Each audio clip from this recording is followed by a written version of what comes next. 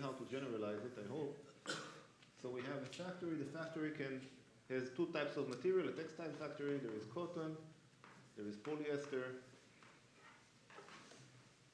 And then the factory can produce two different types of products. It can produce pants and jackets. And then maybe it has 750 meters squared of cotton and 1,000 square meters of polyester. And to produce a pair of pants, you need 1 and 1.5. And to produce a pair of, 1 cotton and 2 polyester, and jackets 1.5 and 1. Is it working? He's going to set it up from there. Okay. We have AI, but we can't get the camera to take a picture here. So this is kind of the setting of our. So this means to produce one pair of pants, I need 1 square meter of cotton, 2 square meters of polyester. That's on me.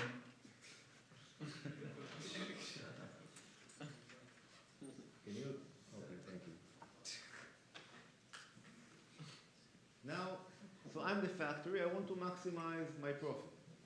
Let's say that my profit is going to be, I can sell a pair of pants for $50. This is pants. And $40 for jackets.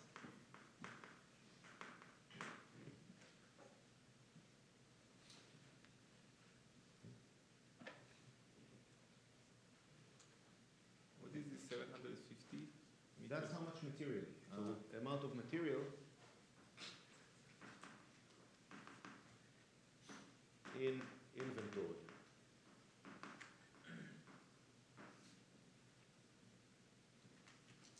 Now this is a very simple example, two-dimensional example, but you can see it's already maybe non-trivial. If I ask you, for example, how many pants and jackets should I produce? Is it clear to you what the answer is?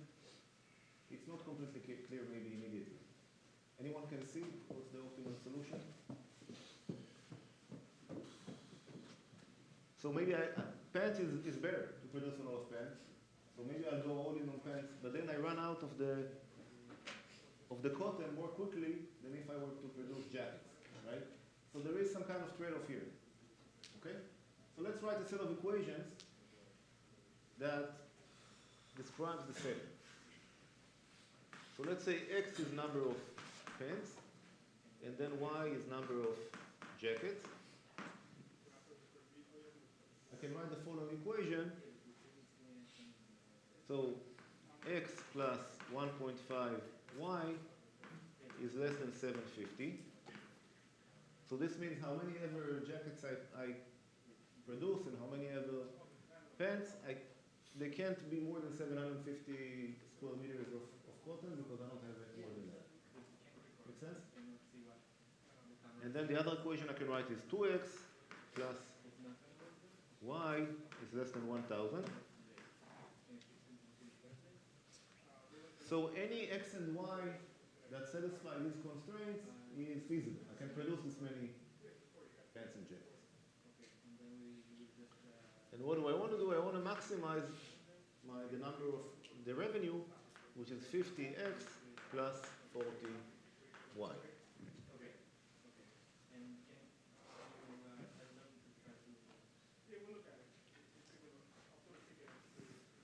So let's see how does it look geometrically.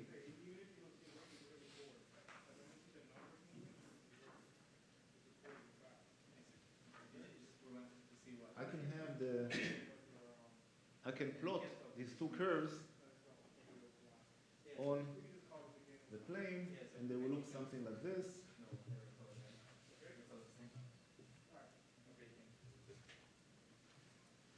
So these are two different slopes, right? This is, I believe, even in high school, you know how to plot these kind of curves, right? As a high schooler here.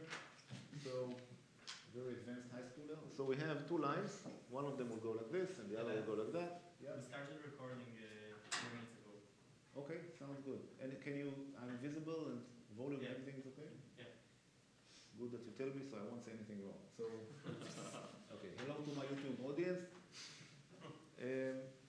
have two constraints here, right? One of them is this line, which intersects the y at 500, and I believe it's this constraint over here. And I have another line which intersects the x-axis, also at 500, 0. That's this constraint over here. Now, obviously, x and y are non-negative. I cannot take an existing pair of pants and dismantle it into fabric. I don't allow that. There is no spare. So the feasible area is this area over here. Every point here corresponds to an amount of pants and jacket that I can produce and will generate some amount of revenue that I can compute according to this line over here, this equation. It so happens, and you can compute that this point of intersection here is 375, 250. So you can, using, I forget how to do it, but using high school math, you can compute this point. So what's the optimal thing to do?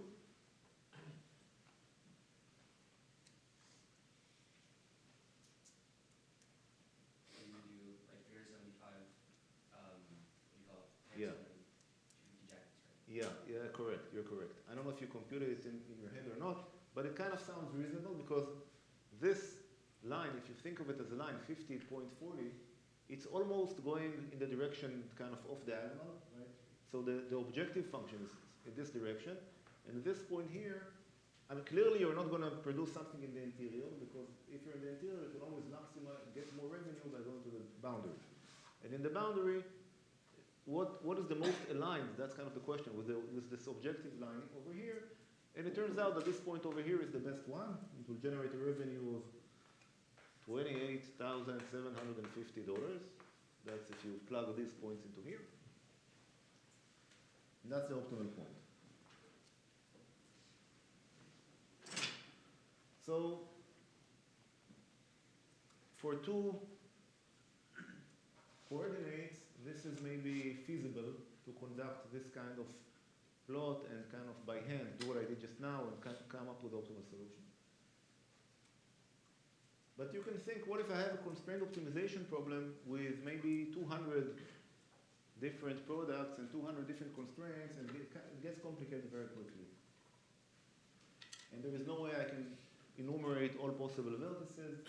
In fact, the number of vertices, if I have 200 constraints and roughly 200 variables, I could have 2 to the 200. I could have many more. I can have exponentially many vertices in Euclidean space when I have a lot of hyperplanes. Okay. For example, in the hypercube in 3 dimensions, you have whatever 6 hyperplanes, but there are 8 points, and this becomes only larger and larger, right? So the hypercube in higher dimensions has exponentially more vertices.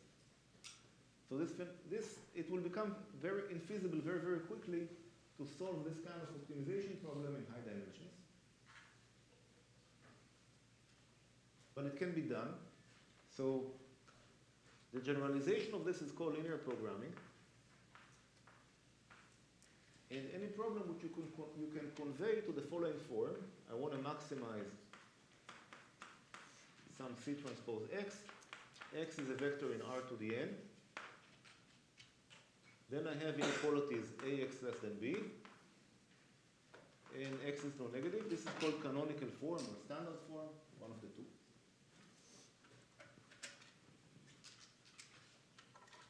And this is the more general form of this kind of problem.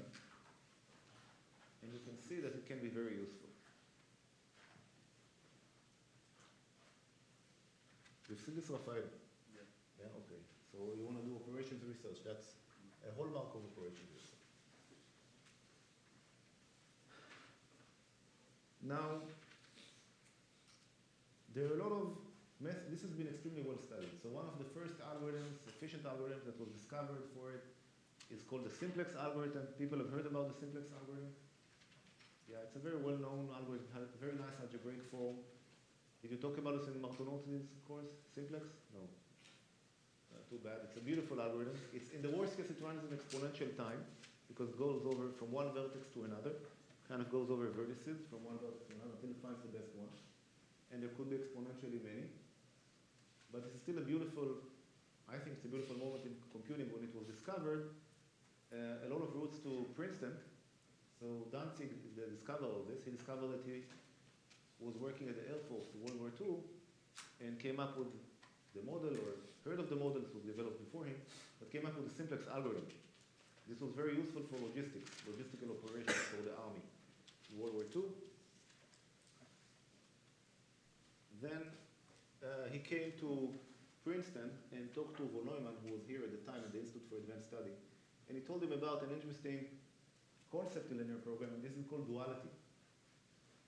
So if you have this kind of constraints set, there is an object called the dual program, dual linear program, where if, for example, x is in R to the n, and a is in R m by n, you have m constraints, then the dual linear program, you have a variable y in R to the m, and the goal is to minimize b transpose y, such that A transpose Y is, to get it right, Is at least. I think it's at least, don't know why it's wrong, so you can see how confusing it is.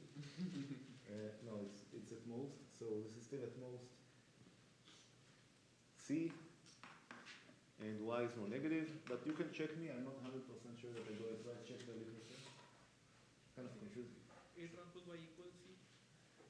Sorry? A transpose Y equals C. No, less than equal. Less than equal, not equal. Equality is, but I might be, so I'm doing the inequality version here, not the equality version. Check my notes, okay, you can check later. This for sure is one form of linear programming, and you can convert equality to inequality and vice versa. Yeah? I think it's at least. At least? Yeah, I think so too. Okay, I'm not going to argue with you because part of the reason I'm giving this class is because this is a very confusing thing to reason about. And I'll show you a much better way to do it soon. But you can go from the primal program to the dual program, and you can talk about the maximum CX that is attainable. So what's the maximum profit you can make? That's what I wrote here. You can call it lambda P for primal, and then what's the minimum converse? That I can call lambda D for dual. And the duality theorem, it's a famous theorem, says that lambda P equals lambda D. So if you only care about the value, you can solve either the dual or the primal, whatever is easier. And sometimes they have nice interpretations. For example, you all heard about min cuts max flow. That can be represented in this kind of form, primal dual linear programming.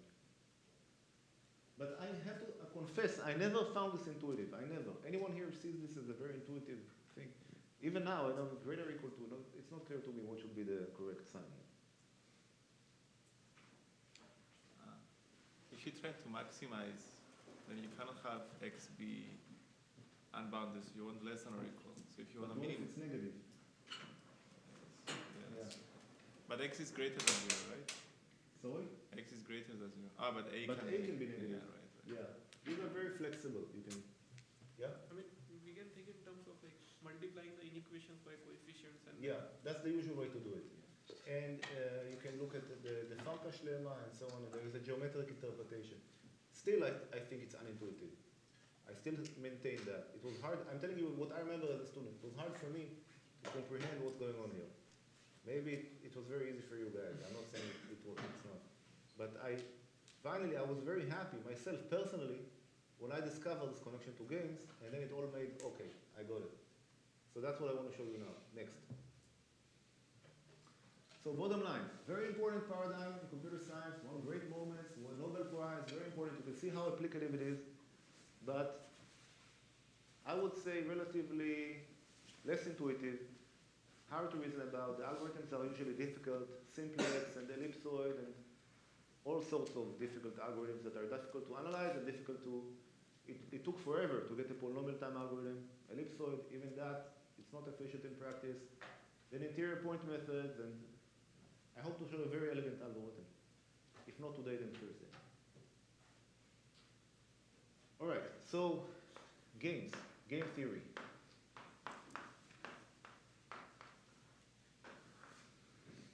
Also a subject that is very related to Princeton in a deep way, and this was famously developed by von Neumann and Morgenstern in the 1930s, very early on. The idea is to model behavior of human players. This became very important in economics and in the Cold War and various other applications. So let me give you an example of a game.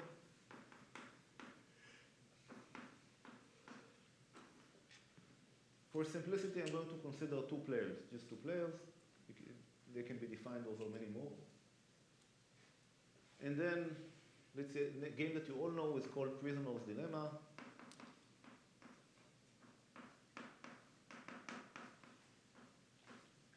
I think you all know. Everyone heard about this game? Yeah.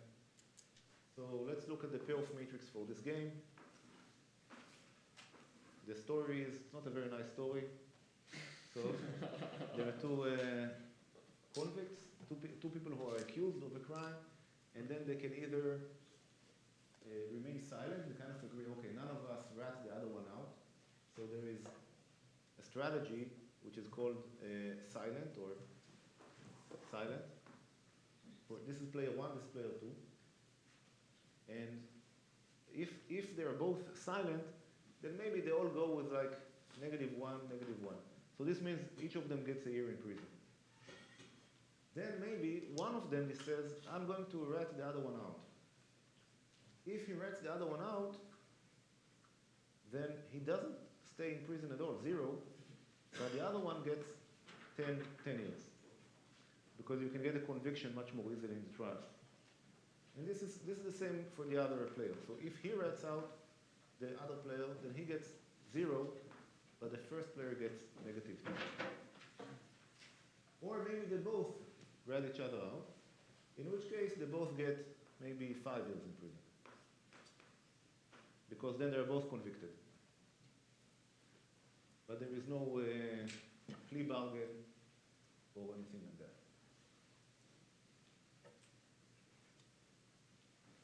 So that's an illustration, and it's a construct, it's a mathematical construct. I can now talk about what happens here, what are the strategies of this. Does the player play R or S or some distribution over them, or what will happen long term in the game if it's a repeated game. But currently I'm not talking about a repeated game. Let's say it's a one shot. They're not going to do many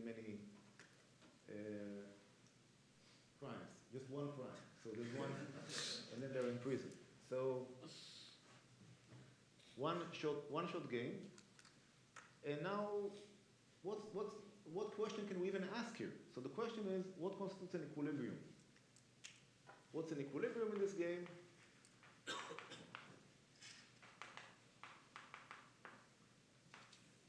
And I can define it to be a pair of strategies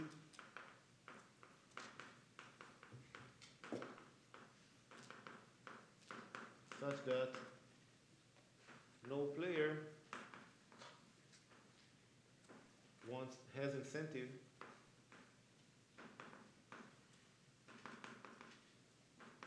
to deviate.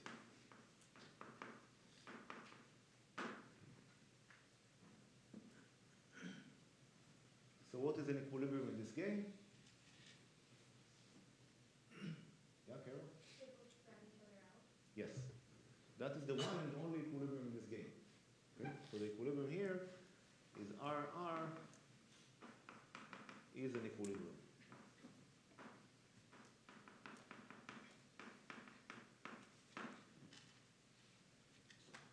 This is called the Nash equilibrium also, in particular the game that I described, or a von Neumann equilibrium. There are different variants. In this case, it's the same. So why is this an equilibrium? Let's say they both rat. No one is going to say, I'm not going to rat out. I'm going to be silent.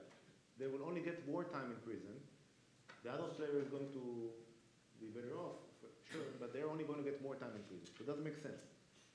If one of them is R, the other is S also. So this is not stable, right? Because the person who is silent might as well rat. Is going to get less time in prison. And if they're both here, also, this is also unstable. They're both cooperating. One of them is going to defect because they're going to get less time in prison. Make sense? This usually makes people, yeah? And let's say you use them for clean, right? Like if you pick R, you would win, like have a better outcome in both states. But if you Right. had like numbers that were not as clean, like how would you calculate that then? Is it like a weighted average of if I pick this, then in each state I would? What do you mean clean? As in like if you pick R, you do better in either state. Like Yeah. you get 0 or Yeah. 1. Yeah. So it's clean. But let's say it's something like in R both of them get 10 or something like that. Or like you get 12 if both of you guys switch on. Let me give you another game and then tell me if it's clean or not. Okay? That's Okay. it. But this example is clear. So let's look at another example. Example number 2, which I will call a zero-sum game. It's a special kind of game. And this is rock, paper, scissors. Rock, paper, scissors. So now there are 3 strategies, not just 2. And each player can play rock, scissors, or paper. Rock, scissors, paper. Oops. Rock, scissors, paper. And then, if they're both rock, then I don't need to write 2 numbers here because whatever one player is winning, the other is losing, and vice versa. So here I had 2 numbers because it's not true that whatever one player is losing, the other player is winning. It's not true. But here it is. There is only one winner. So 0, 0, 0. Rock and scissors is going to be 1 because the 1 means that a rock player gets a payoff of 1, and the scissor player gets the negative of what I write here. I think this is -1, and then paper wins over rock and loses over this.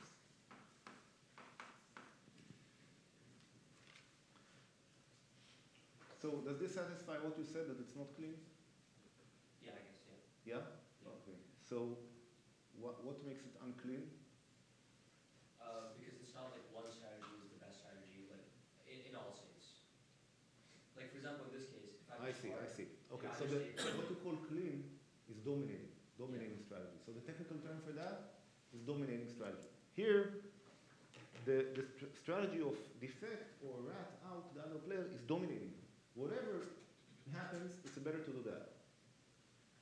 This is not the case here. There is no dominating strategy. Very correct. So what would be an equilibrium in this case? Yeah, Ben? You can mix evenly over the different ones. Right. So the solution, and somehow game theory courses spend forever saying it, but I just say it. It's not rocket science. You can randomize all of the different strategies, as you all know, and you can say, I will pick, so a mixed strategy.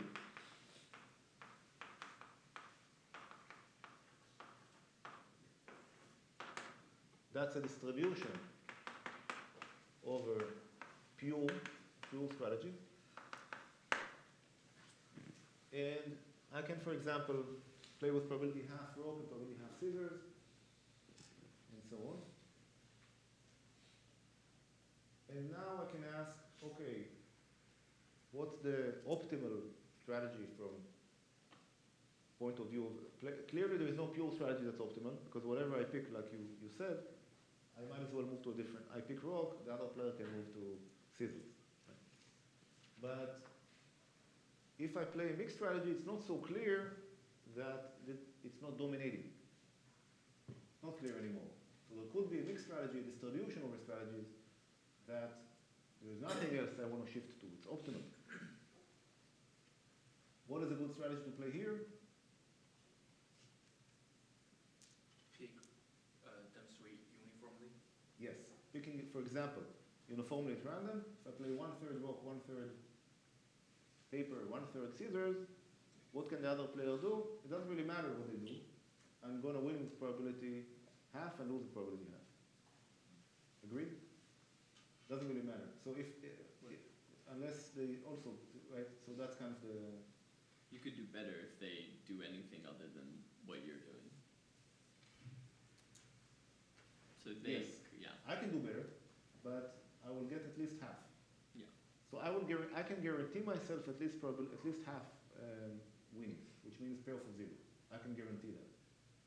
Agreed? Yeah. How is it better than half? It's not, well, the numbers I chose are negative 1, 0, and 1. So winning with probability half corresponds to a payoff of 0. Right. Yeah? But the probability of winning, can it get better than half? Good question. Can it? Not if you Clearly assume no. optimal Yeah, I mean, clearly. response. Right, right. I mean, why not, Alex? Well, because both players are the same, so. They're the same, exactly. So, and they can also play 1/3, 1/3. So how can I do better than half if he can do half? There's no way that this can happen. It's zero sum. Whatever I win, he loses, and the other way around. Okay? But so now there is no such thing as a pure equilibrium. There isn't such a strategy anymore, as maybe you were saying over here. But I can still ask whether there is some other form of equilibrium over mixed strategies. And I can look at, for example, the set of all mixed strategies and try to optimize over it. So for example, there are two players here. Usually I talk about row player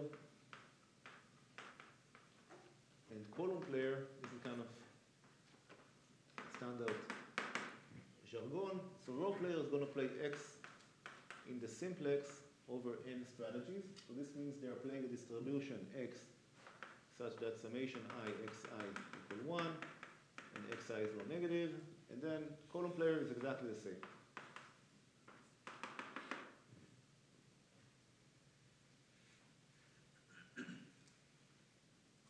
And if we're talking about distributions, we're talking about the expected payoff. So the expected payoff, if player A, row player, plays distribution X, and column player plays distribution Y, then expected payoff, expected loss to player row is equal to the expected reward to column player, which is X transpose AY. Everyone agrees?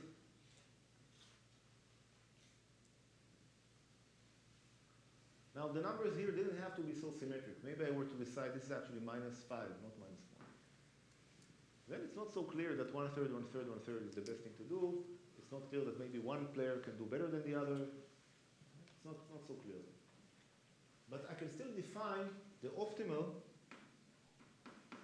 of row player. What would be the optimal strategy, mathematically speaking, of the row player?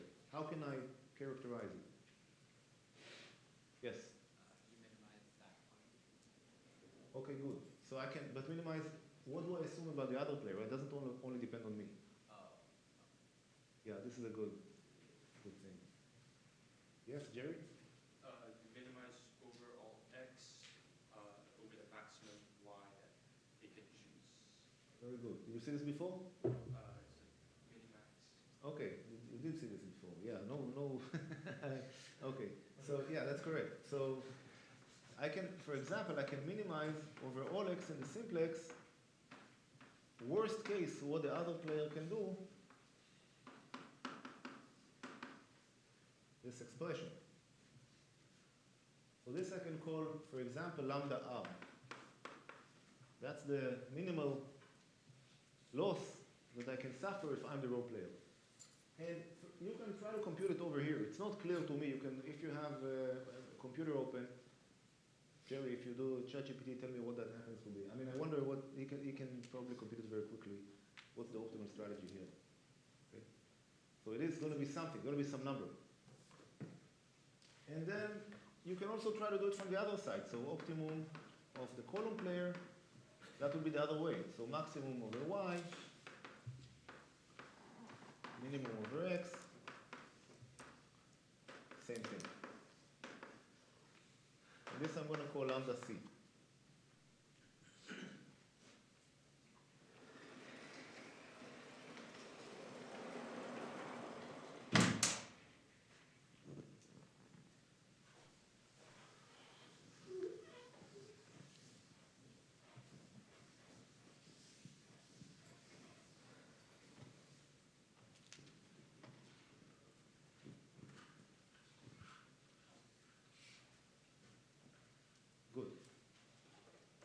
And now you can ask the question, well, is lambda r equal to lambda c? And for paper, rock, scissors, clearly yes. You all answer me yes. The answer is yes. For a more complicated game, it's not so clear. Immediately, this is the question. And this is called the min-max question.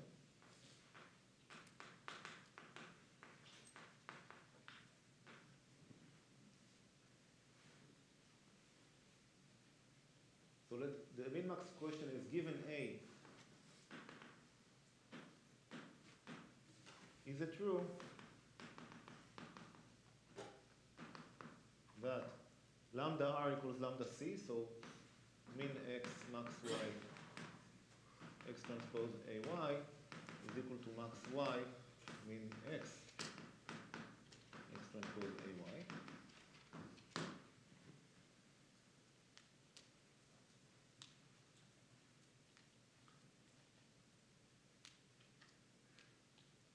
Questions so far? So A describes the game. Okay, I gave you very simple games, but it could be much more complicated. And it turns out that the answer is, of course, yes. And I will prove that, but not only is the answer yes, I claim something stronger. I claim that this is the same, this is equivalent to linear programming duality, and it also will prove linear programming duality and give insight to what the dual of a linear programming is.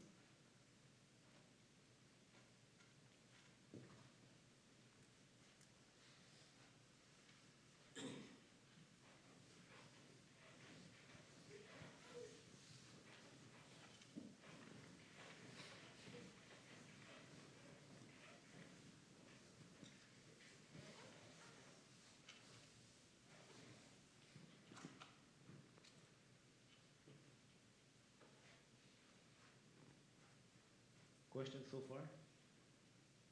Yeah. So we're not assuming some sort of symmetry in the matrix, right? No, this is true for any matrix. Rectangular matrix can be rectangular matrix. It doesn't have to be the same dimensions for x and y. It can be different dimensions. Everything I wrote here is still well defined. So I wrote it here as delta n, but it can be replaced with delta n. It doesn't have to be the same number of strategies.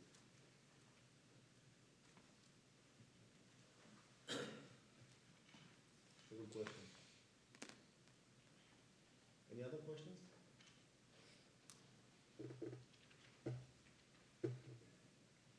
So let me tell you, I claim that a zero-sum game is a game like I define, with the special property that whatever one player loses, the other player gains. That's why in every matrix I only need one entry, I don't need two entries there. What happens to the other player is just the negative of the first, of the number I wrote there. Okay? So a zero-sum game, I claim, is equivalent to a linear program. In what sense? So given a linear program, I can convert it to a zero-sum game form, and vice versa, which in a precise way, meaning that if I solve the game, I have solved the linear program. I get a solution to the linear program, and vice versa. Let's see that. So why is the game, zero-sum game, a linear program? Well, if I have an A, I can write the following. Let's write, so I'm looking to solve the game. Let me write it as a linear program. I can write x is bigger than 0 for every I. Summation xi equals 1. This is an equality constraint. If you prefer only inequalities, I can convert it. How will I convert it to an equality? Yeah, Jerry? Yeah, so I can convert that to maybe summation xi less than 1 and summation xi bigger than 1. Right? And if you don't like both less than and equal to, you can write negative is less than negative 1, that you can also do. Okay?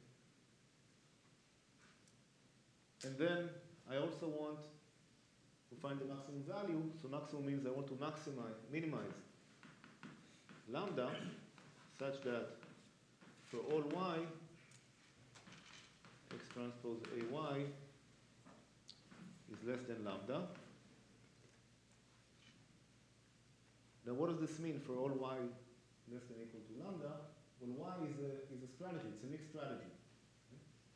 So if for every distribution this is true, this is equivalent to, for every y, which is a standard basis vector EI,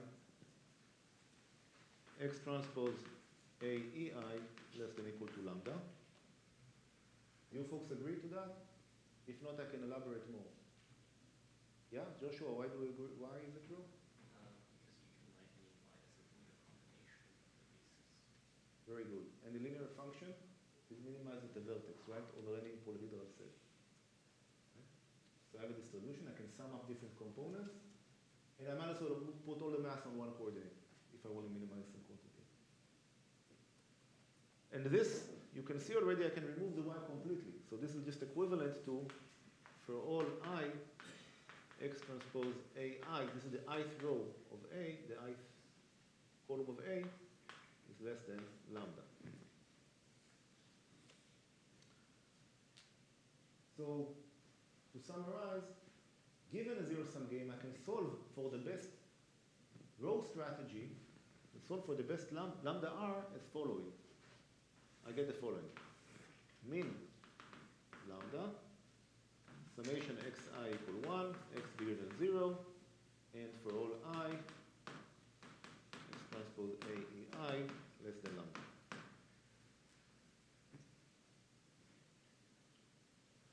So you can see that this is a linear program.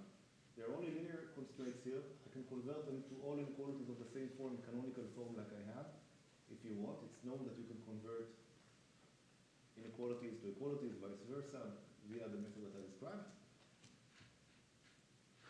And the value of this program is going to be lambda r.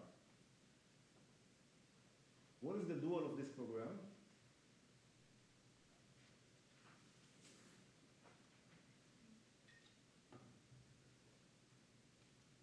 Maybe I went too fast. So I want someone to tell me what's going to be the dual of this program.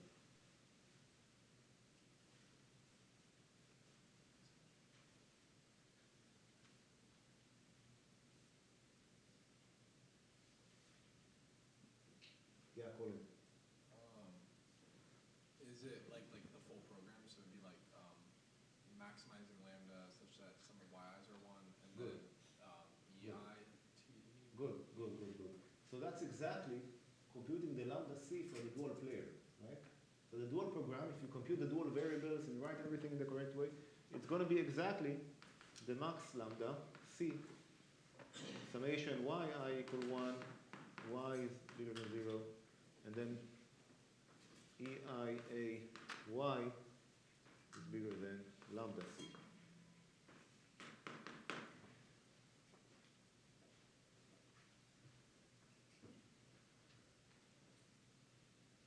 And therefore you can see that what is the duality? Duality has a very simple interpretation of it.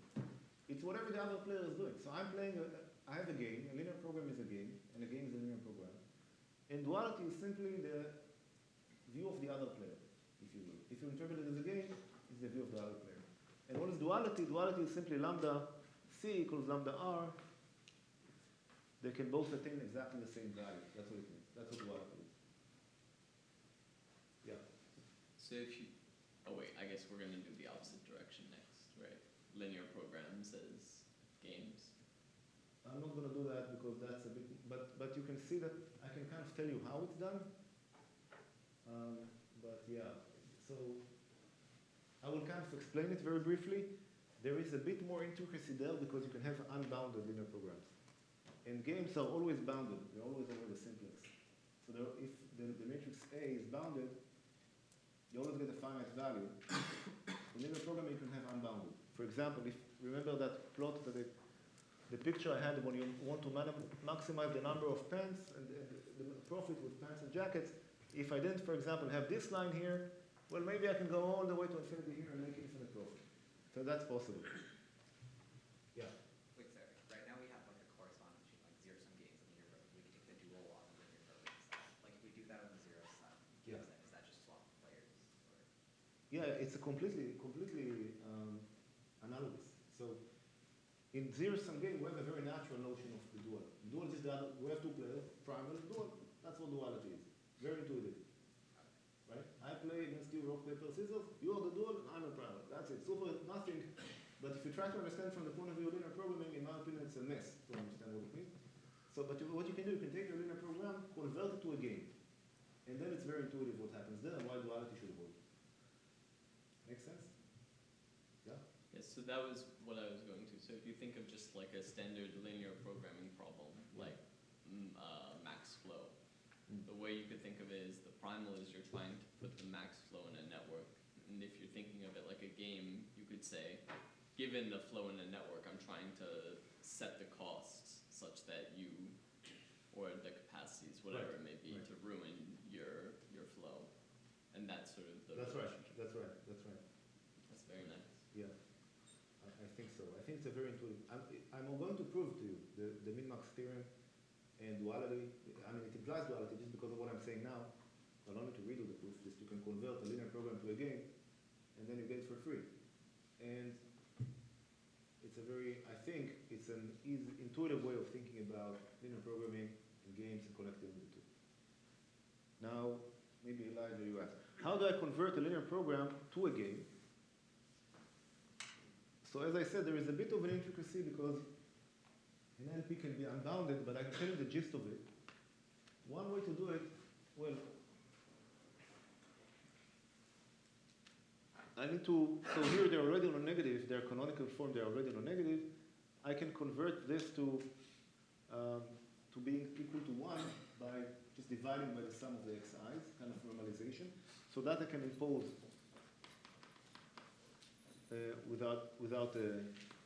by normalizing.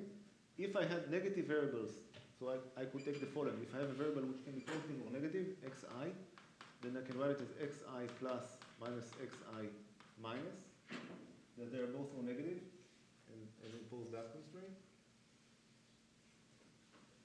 Then this b, I want maybe in homogeneous, you can multiply this by some other variable y, shift it to the other side. So there's various tricks you can do to convert it to zero-sum form game. And I will link to you a paper in your homework and also in the book that makes this all formal, all of these reductions formal.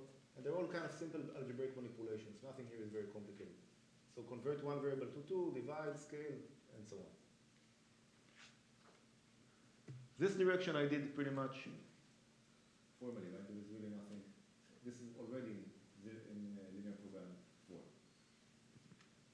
Okay. Any questions?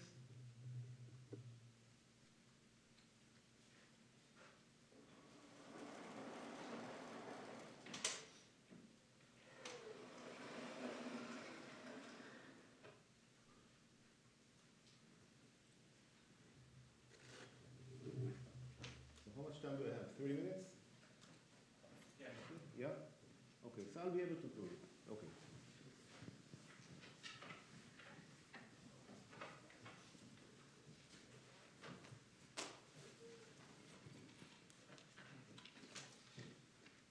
So the story goes, let me prove the next thing I want to do is proof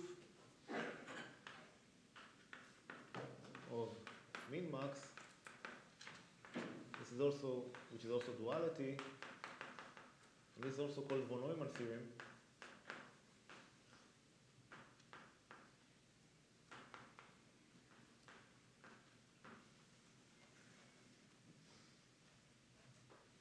Namely, I want to prove that lambda r equals lambda c. That's what I want to prove. And the story goes that when Danzig visited Princeton and talked to von Neumann and I told him the whole setup of linear programming and look at all this A and the B and the C and the dual and the Y. So von Neumann said, oh, okay, I can tell you that this dual is equal to the primal. And Danzig was shocked at the time. How on earth were you able to see that? And what he said is, I've been thinking about game theory, and it's the same. So basically this reduction I was describing to you, that's how he thought of it. He only saw the connection. However, the way that he proved lambda r equals lambda c was historically a topological proof This was by a fixed point, something called Brauer fixed point. It's a complicated, heavy machinery, and not very algorithmic. You cannot derive an efficient algorithm from his proof, from his original proof. Then I think what you learn in undergrad, you learn the Farkas lemma, geometric proof, separating hyperplane, and so on. I think that's what you learn, right? Farkas lemma, is this what you see? Also, you know, arguably difficult and less intuitive. What I will show you is something very natural. The way I can prove that lambda r equals lambda c is because we now have no regret algorithms. We talked about the hedge algorithm and multiplicative weights and Poland gradient descent, and we saw the minimized regret. So I can design the two algorithms, the two opponents to play one another, and by the nature of the low regret guarantee, they will converge to the same payoff. Okay? So that's going to be the strategy. This also gives you an algorithm for games and for linear programming, which is efficient. So let me do that. First thing I want to do is prove something called weak. So this is usually separated into two directions, the weak duality and strong duality.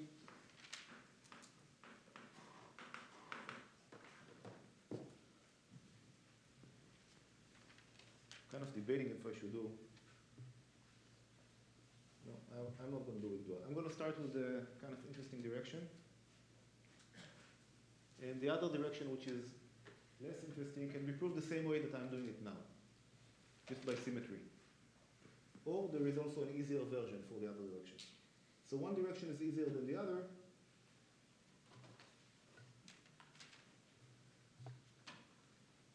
And here is, I'm going to think of an algorithm. So here is a algorithmic setting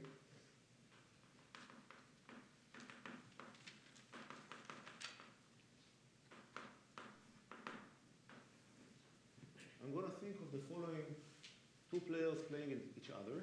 So for t equals 1, 2, and so on. Maybe x1 and y1 are going to be uniform strategy.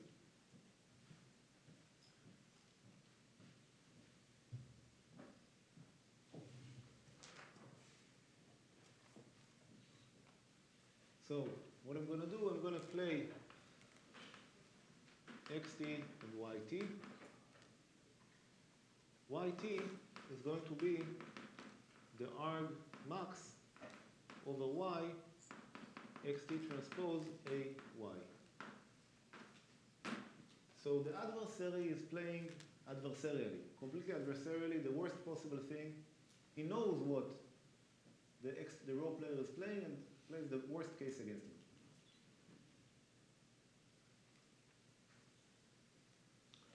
And what's the, sorry? Question? Yeah? Wait, if we're picking y adversarially, why are we defining y1 before? I'm allowed to do it. I can redefine it, right? Y1 is just the first point of the game, and it's actually never used. But if you want, that's true. I don't really need to define it. So, and then I update xt plus 1 to be coordinate I to be xt I e to the negative, and I have here xt yt, ayt, I divided by summation over j, same thing. xt j e to the negative ayt, j times epsilon. So this is what kind of update? Multiplicative weights. Yeah, so this is the hedge algorithm, right? And with which loss functions?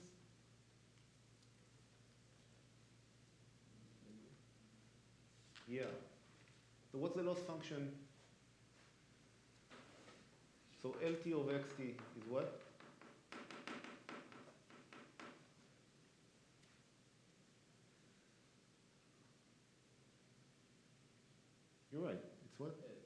Kara?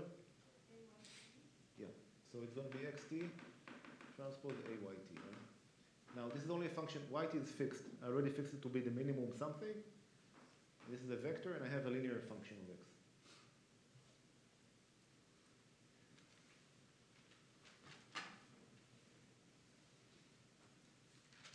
And I do this again and again and again. And finally, at time t, I return x big T, which is the average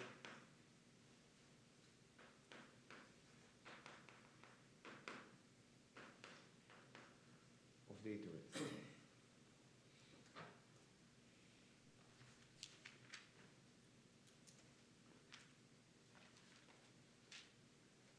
Can you see what I wrote here? I feel the board is a bit dirty. Is this okay, folks? Can you see what I wrote? Yeah?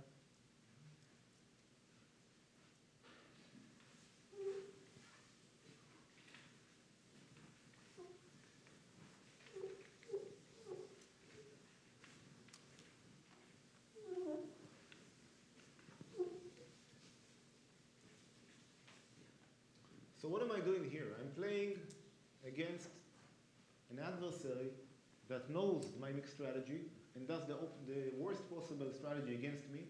And then I keep on saying, okay, do the worst possible thing. I'm going to update my X and so on. And the hope is what? That I will eventually converge to a good strategy. And this should happen because what?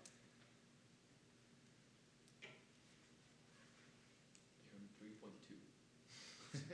I forget what that is. But basically, I'm playing hedge. I'm minimizing regret. This means that my X, or at least the payoff I'm paying, should converge to the best X in hindsight. And that's going to be the min-max strategy, the optimal strategy, the lambda C strategy. Doesn't matter if they're playing the worst adversarially chosen loss function. I allow that. I allow the adversarially chosen loss functions in hedge. You all remember that. That's actually one of the prime examples of where regret minimization is very useful. I'm using the adversarial nature of what I showed you. There is no statistics, no probability, nothing. It's always true. I am assuming here, I'm assuming A is in 0, 1 to the m by n. Okay, I'm assuming that. So if it's some other numbers, that's fine. You can shift them, you can do all these tricks that you did in your homework to convert the bounds to 0, 1. Yeah? Okay, so claim that lambda c is less than lambda r plus square root of log n over t. That's my claim. And as I take t to infinity, I'm going to get lambda c less than lambda r. And if I flip it around, the roles of the two players, it's completely symmetric. There is no difference between them. I'm going to get the other direction. But lambda c is close to lambda r from the other side. So it's bigger than. Okay? And both of these directions together give me von Neumann theorem. That's the strategy. Everyone with me? Any kind of question about the meta of where we are? Okay. So let's prove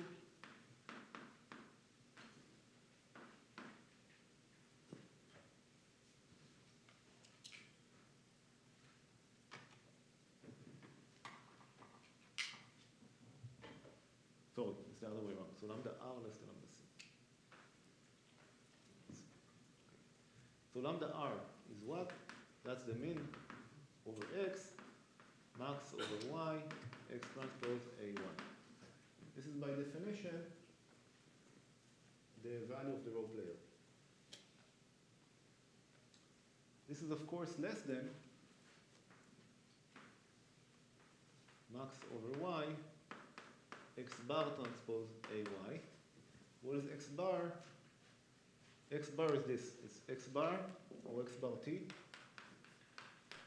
That's the average of all the strategies played so far. So why is this true?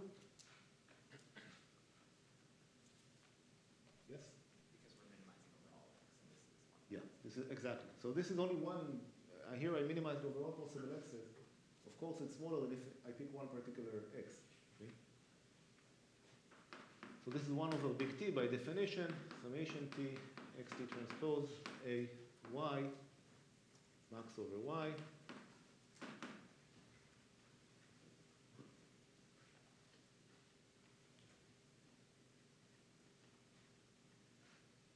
Which I claim is less than, this is the crucial point, this is the kind of the most important point, 1 over T, summation T, xt transpose A, y, T. So why is that?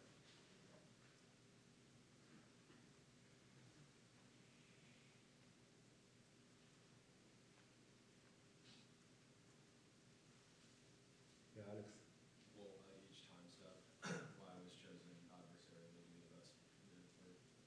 Exactly right. Against xt, right? Yeah. Against xt. So even though I have a max here, this is kind of an individual max for the particular xt. So max of the sum is less than the sum of the max. Okay? This is an important point. That's why I set up the game this way.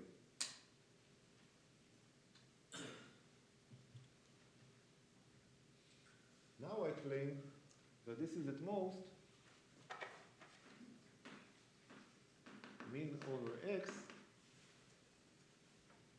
1 over T summation T x transpose A y T plus square root log n over T. And why is this true?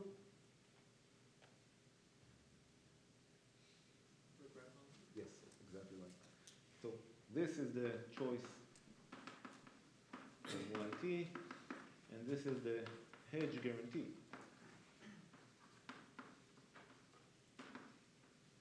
Notice I could have used Holland gradient descent.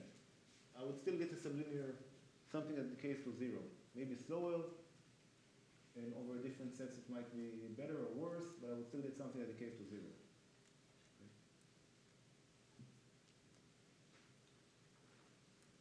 Good. So this equals, let me go to,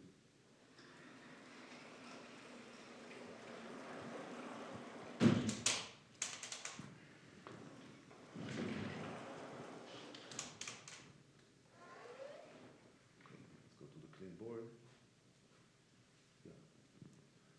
So I'm here, this equals min x, and here I have x transpose A y bar plus square root T log n over T, where y bar, I denote the sum of the y, the average of the y strategies. That's just by definition. I didn't do anything substantial here. But now I can write that this is at most max y min x transpose ay plus square root log n over T. And this is why?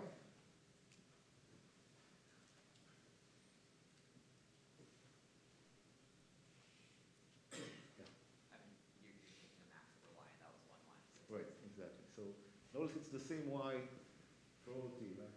I move to the same y for all T. It's not a different one. So that's why I can replace by the max. And this is lambda c plus square root log n over T. And this goes to lambda c as T goes to infinity.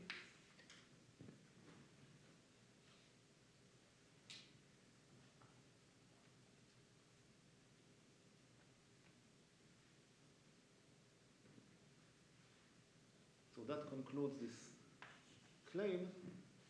And similarly,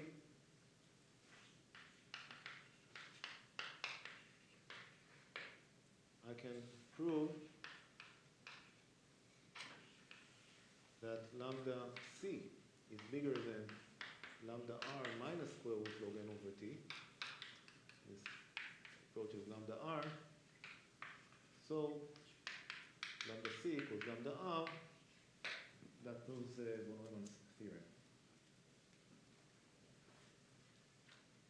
If I just apply hedge from the other side. But again, against someone who is playing the worst adversarial strategy.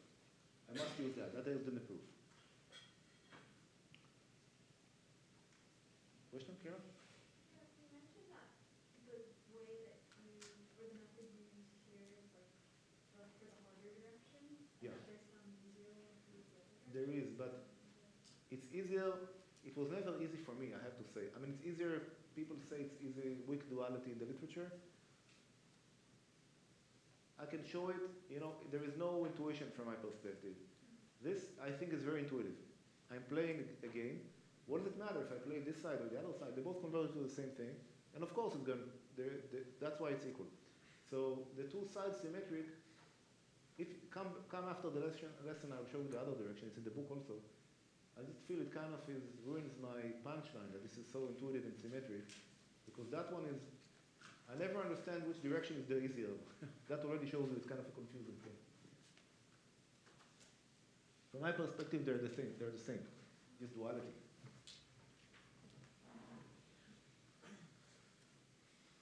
Questions?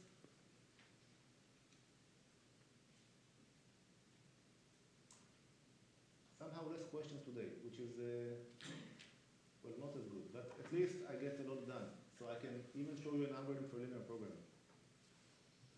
Okay.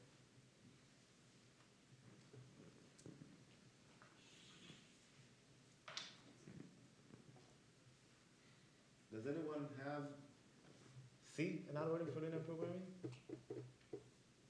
From what I discussed? Yeah? I mean, I guess the simplex is one where you like, what you do is you start at one point, and then along the, so like it's kind of like a polyhedron that you have, and then you start at one corner, and then what you do is you calculate the gradient, and then you move in the direction of a lower point, and then you keep cycling through different points, and you like don't hit the other points, right? Well, I think you're trying to use all gradient descent, what you're suggesting. I didn't use all gradient descent. I'm just using hedge. I could have used all gradient descent. I would have gotten a worse bound. This would behave like n, not like log n. It would have had worse complexity. The main point of this algorithm. So this is already an algorithm for linear programming. You can write it down. Linear programming, as I showed you, can be converted to a zero-sum game. Solve it to get solution to it's equivalent, or at least I showed you one. I didn't think I showed that reduction. I showed it from games to LP. But the other direction equally easy. And then you solve it, then you get the solution to your original LP. What does this amount to? It amounts to finding a constraint. So, well, this you know what it amounts to. This is just, you can pick it up a bit. But what is this AYT? I picked a YT, which is the argmax of what's written here. If I were to spell it out more finally, I would start with ax less than b, x bigger than 0. Let's say this is my linear program. And let's say also summation I xi equal 1, just for, I'm rescaling it doesn't really matter. Now, what I can do, so the algorithm would say you start with x1 being uniform, and then you would find the yt, which is the worst case point in terms of maximizing x transpose A1. What is that y? It's going to be a singleton. It's going to be a single point, right? It's going to be a standard basis vector. So when I give you an x, the max y in the simplex that maximizes x transpose AY is a single point. It's a standard basis vector. So that amounts to finding, so for t equal 1, 2, and so on, you're going to find I such that AIX is bigger than BI maximally. So the max I, AIX minus BI. You're going to maximize this thing. You're going to find the maximal worst constraint that's most violated. At the end, they must all be satisfied. AX doesn't need to be less than or equal to 0. You find the one that's maximally violated. And then you do that, and then 2, you take xt plus 1 to be xt times e to this constraint. So basically AIxt minus bi. And rescale.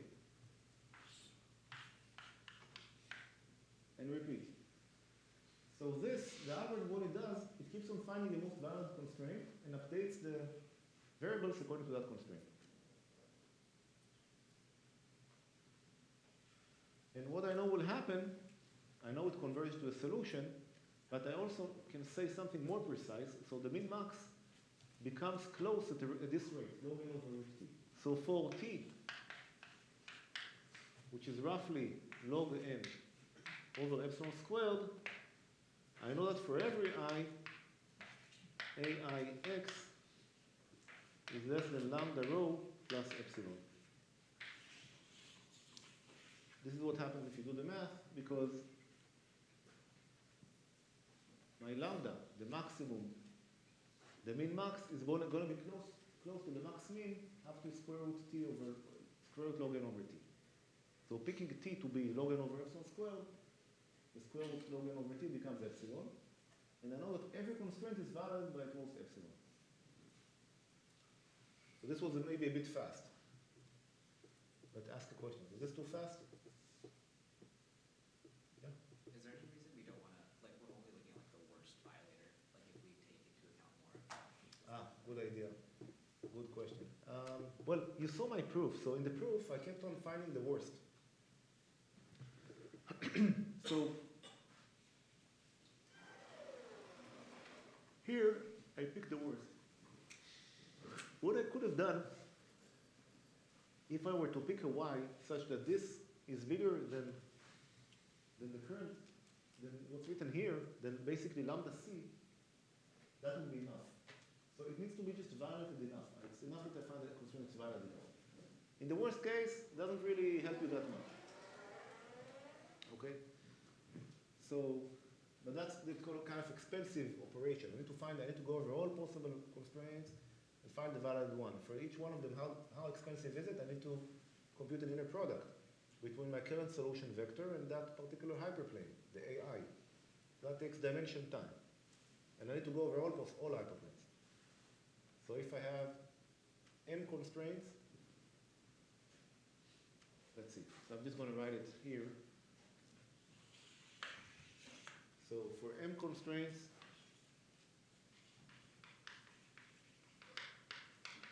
in R to the n, the running time for epsilon approximate solution is what?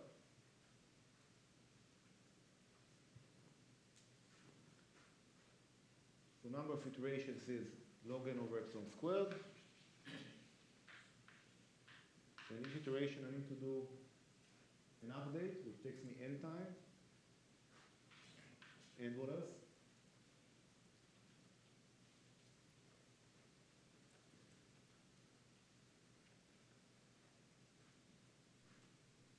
Yeah? You have to go through the constraints. Correct. So how much time does this take? Yeah, right. So mn plus mn. Right? So this dominates. What I get here is roughly mn over epsilon squared time times log n maybe, to get an epsilon approximate solution. So just reading the program takes you mn time. Okay, this is a linear time algorithm. So to remind you, you all studied exponential time algorithms and spent maybe 5 lectures to see that. Okay, this is a linear time algorithm that we spend very little time for its proof, and I think it's much simpler. You can code this up. It's a very simple algorithm. You can code it up, it will work.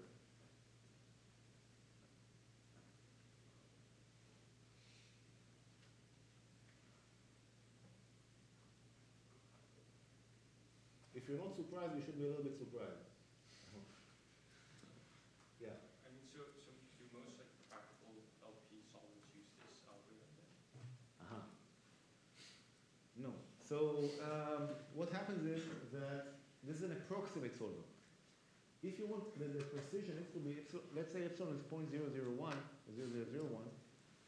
this epsilon is going to dominate the running time. Now you can ask, okay, so what do other algorithms do? Danzig's algorithm, the simplex, it's quadratic time, or I mean, it's exponential time in theory, but in practice it runs in quadratic time. So not great, but it works, it's fine. It's widely used. Other methods, ellipsoid, completely impractical. Then there is interior point. So interior point will be like something like cubic time, but log, they will depend logarithmically on epsilon. Still, so these are competitive sometimes. This technique you can push a bit more, what I just showed you, by regretrix. Now you want to remember that I moved from online gradient descent to stochastic gradient descent and lost some big factor there, right? I had dimension times number of examples. I moved only to dimension. A similar trick can be done here, and you will get something that looks like m plus n over epsilon squared. Something like that. That's already, that can be even less than the amount of time to read the linear program given once, depending on the epsilon. This becomes more competitive. This is something I worked on with Clarkson and Woodruff. So kind of a nice trick, which has to do with stochastic gradient descent. Now, is this the most practical? I don't know. I think these are competitive, but it so happens that many of the linear most optimization that we solve today, as many of you know, is we're trying to do next token prediction for large language models. That's what we care about these days. And these are huge problems with billions of parameters and so on. Linear programs, they don't get to this scale very often. So they are much smaller scale. And then many times the slower methods that get very high precision are better. But I would say for a large scale, definitely you want something like this.